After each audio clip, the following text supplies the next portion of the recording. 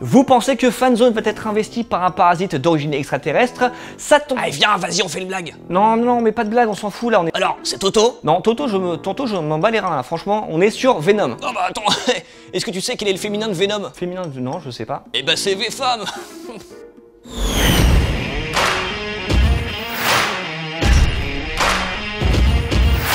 L'événement de la semaine, c'est donc la sortie de... Et oui, Venom, ou le premier film de super-héros depuis cet été, et la sortie de Ant-Man et la Guêpe. Enfin, super-héros, c'est un bien grand mot, car on n'est pas tous d'accord sur le terme. I think he's an entity. You know, I think he's an Yes, enigma. that is So it's an like, entity, yeah. you've got superheroes who do good, and they're like, you know, they wear spandex or they have suits and toys, and they progress, you know, like as heroes towards the greater good. Yeah. And Venom does what he wants when he He's wants. an animal, really. Everyone. He's a beast. Good and bad We doesn't are. really mean the same thing. It's more like, is he hungry or not? Yeah. Après Bane chez DC Comics, Tom Hardy débarque donc chez Marvel mais côté Sony pour incarner l'un des plus célèbres ennemis de Spider-Man, Spider-Man qui n'est pas là, et vous remarquerez que le film se déroule à San Francisco, peut-être pour éviter qu'il ne se croise à New York. What's up, guys?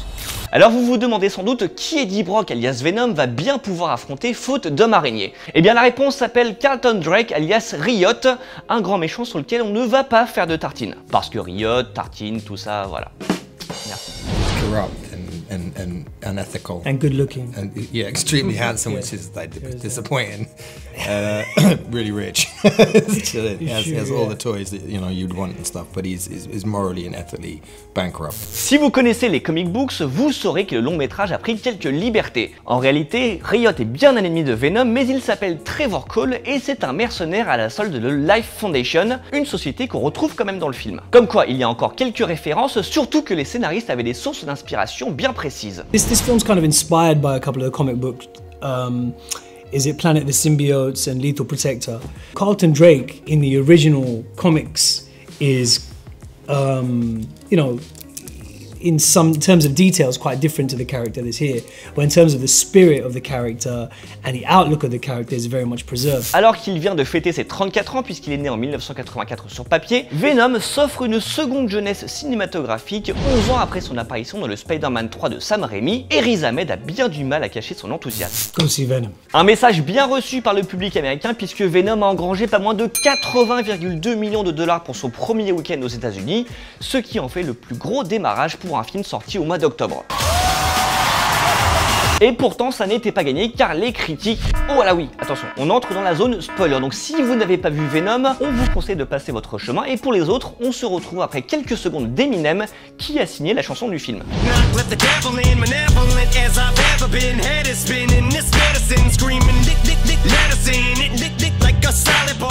Bref, nous disions donc que les critiques n'avaient pas été tendres avec Venom, et c'est même un euphémisme puisqu'on avait entendu parler alors de films ratés, de nanar carrément, et même de nouveau Catwoman.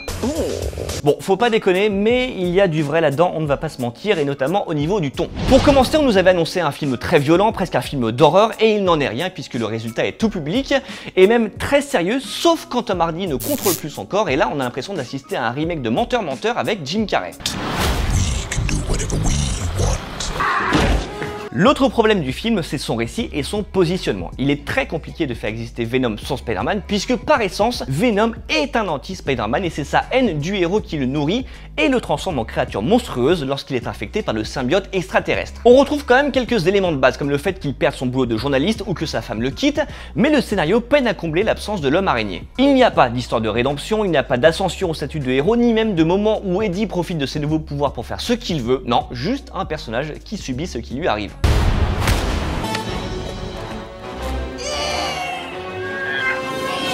On pourrait chercher les coupables pendant des heures, mais les autres ne manqueront pas de le faire à notre place, et nous, on va se concentrer sur le gros obstacle qui attend Sony avec son univers super-héroïque. Dans la mesure où il possède les droits du catalogue Spider-Man, mais qu'il a prêté le héros à Marvel Studios, il va devoir composer sur l'un des personnages les plus forts de l'univers des comic books. Mais ils ne peuvent pas rester à l'écart de ce qui est devenu un enjeu stratégique à Hollywood, alors que Disney et Marvel Studios viennent de s'offrir les X-Men.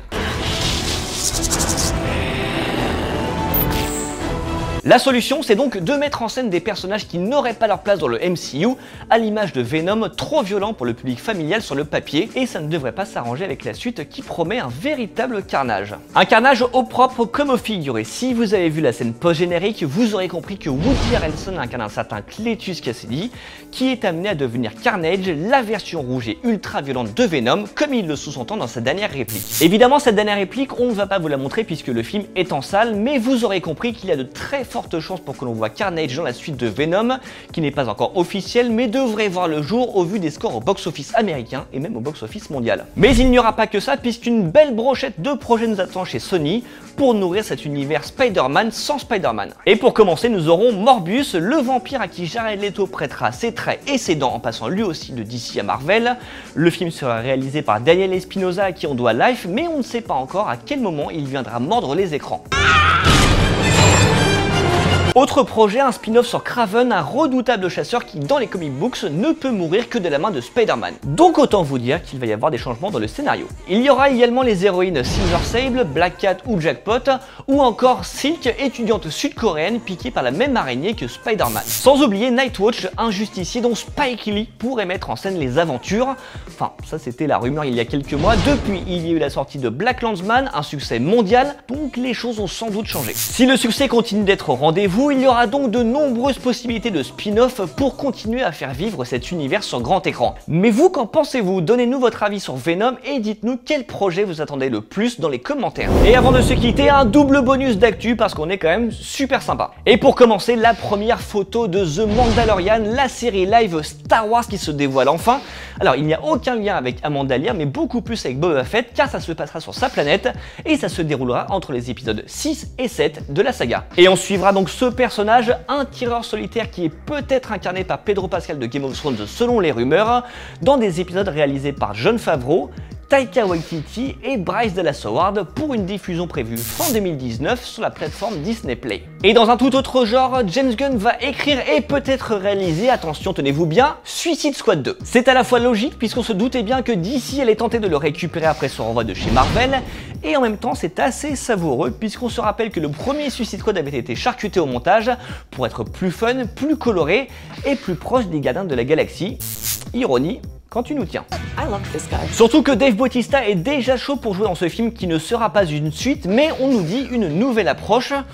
En gros, un reboot. Quelque chose nous dit qu'on n'a pas fini d'en reparler, ce sera peut-être même dès la semaine prochaine, puisqu'on se retrouve très vite pour décortiquer l'actu geek et héroïque tous ensemble. Allez, salut!